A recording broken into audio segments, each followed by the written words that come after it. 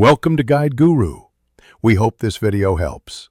You start by opening Steam Mobile and signing into the same account you use on desktop. This sync is essential.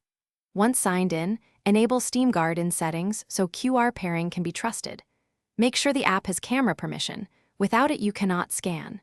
You'll also want the desktop Steam client open on the machine you're pairing to, since the mobile app often confirms a code from desktop. This gets you immediate access to the QR flow and avoids delays. You now perform the scan. On desktop, open Steam's QR login or the web login that displays a QR code. Next, in the mobile app, tap the menu and select the QR scanner. Point your phone camera at the desktop QR code and hold steady. Once the app reads it, you'll see a confirmation prompt explaining what access is granted, read it, and approve. After approval, the desktop session will authenticate immediately because the app exchanges a secure token. Simplifying, you finish by confirming the desktop recognized the mobile approval. Check Account Manage SteamGuard to see paired devices and remove any old entries. If scanning fails, try simple fixes.